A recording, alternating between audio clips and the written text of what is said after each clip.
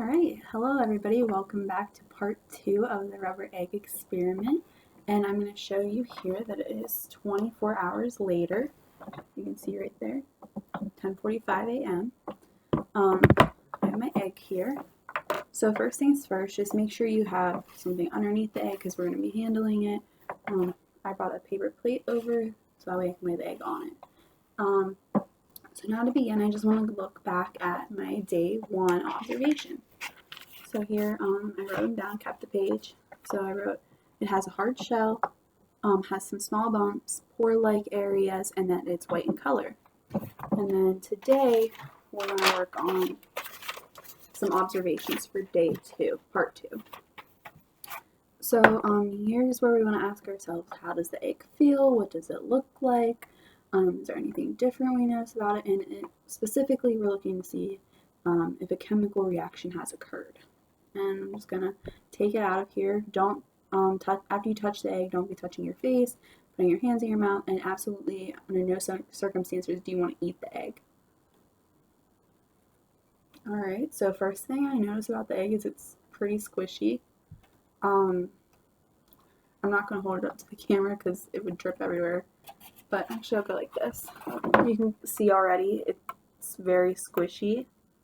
You can kind of see the yolk color showing through, so you can see the yellow thing else. Alright, you can definitely tell that something has happened. It's definitely the rubber. I'm going to cut it open towards the end so that way we can see what the inside looks like. So we notice it's squishy, so I'm going to wipe my hands off. Make sure you keep extra napkins and stuff handy whenever you're doing this experiment so you can easily wipe your hands. And same thing as yesterday, I'm just going to make some observations. So now I notice that there's no shell, like the shell is almost rubbing off. So I'm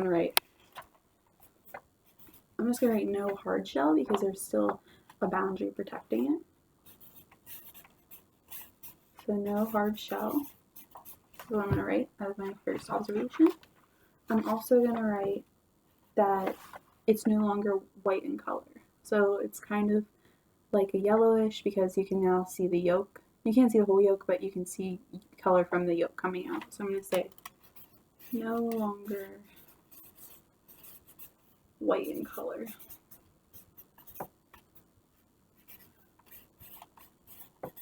So no longer white in color. And then the very obvious is I don't see those pore-like areas anymore, so I'm not seeing those bumps. There's no hard shell.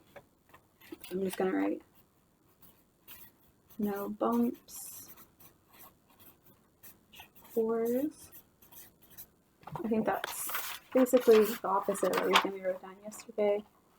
Yep, pore-like areas, hard shell. Alright. So, as you can tell, we've obviously noticed that there is a chemical reaction that has occurred. And you're probably asking yourself, like, why did this happen?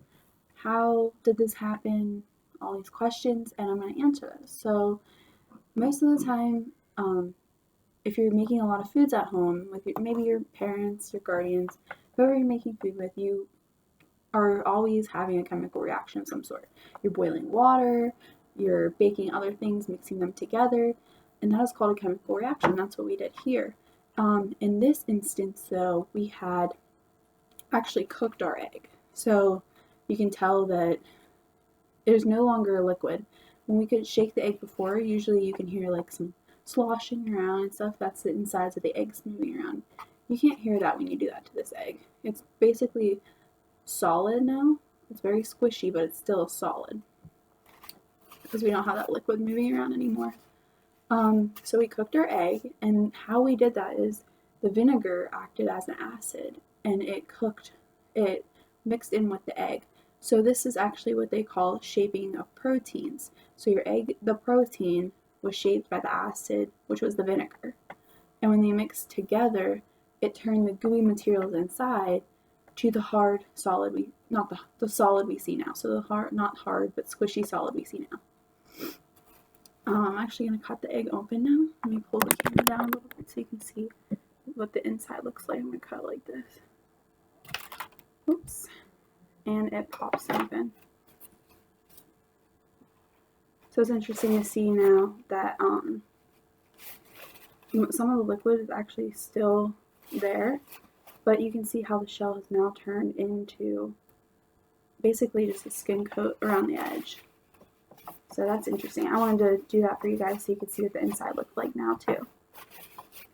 Alright, and what this is called, this process was called, is pickling. Sometimes families and cultures pickle eggs and then eat them.